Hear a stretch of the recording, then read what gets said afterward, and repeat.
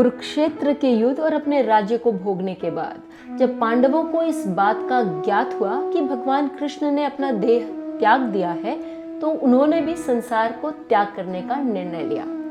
इस यात्रा को महाप्रस्थान कहते हैं। महाप्रस्थान करते समय पांडवों ने पश्चिम से उत्तर दिशा में आकर महागिरी हिमालय का दर्शन किया। उसको लांग कर जब वे आगे बढ़े तो उन्हें बालू का समुद्र दिखाई पड़ा। तत्पश्चात उन्होंने पर्वतों में श्रेष्ठ महागिरी सुमेरु का दर्शन किया। समस्त पांडव एकाग्रचित होकर बड़ी तेजी के साथ आगे चल रहे थे। उनके पीछे आती हुई द्रौपदी लड़खड़ाकर पृथ्वी पर गिर पड़ी। उसे नीचे पड़ी देखकर महाबली भीमसेन ने धर्मराज से पूछा, भैया, राजकुमारी द्रौपदी ने कभी कोई पाप नहीं किया था, फिर बताइए क्या कारण है कि वे नीचे गिर पड़ी? युधिष्ठिर ने कहा, नरश्रेष्ठ, इसके मन में अर्जुन के प्रति विशेष पक्षपात था। आज यह उसी का फल भोग रही है।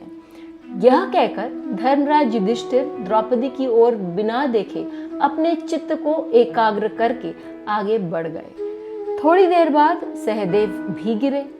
उन्हें गिरते देखकर भीमसेन ने युधिष्ठिर से पूछा, भैया, ये माद्री नंदन सहदेव जो सदा हम लोगों की सेवा में संलग्न रहता था और अहंकार कभी अपने पास फटकने नहीं देता था, आज क्यों धराशायी हुआ है?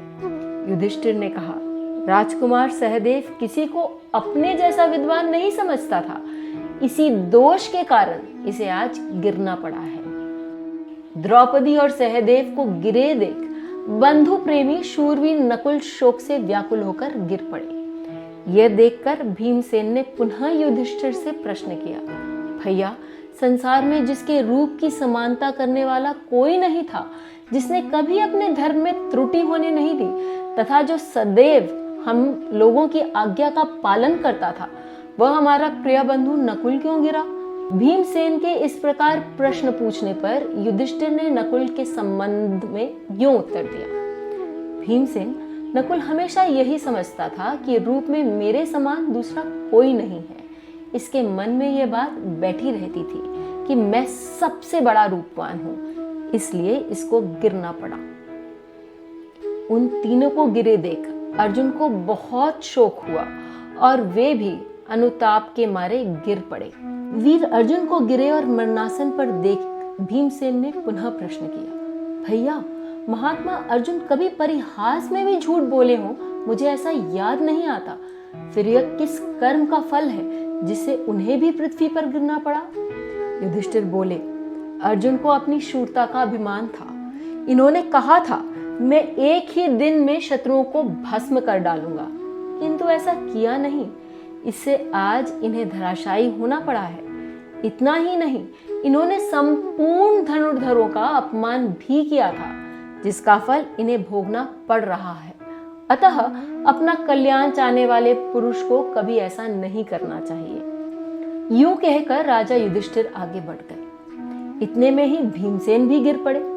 गिरने के साथ ही उन्होंने धर्मराज युधिष्ठिर को पुकार कर कहा, राजन, जरा मेरी ओर तो देखिए, मैं आपका प्रिय भीमसेन हूँ और यहाँ गिरा हुआ हूँ। यदि जानते हो तो बताइए, मेरे गिरने का क्या कारण है?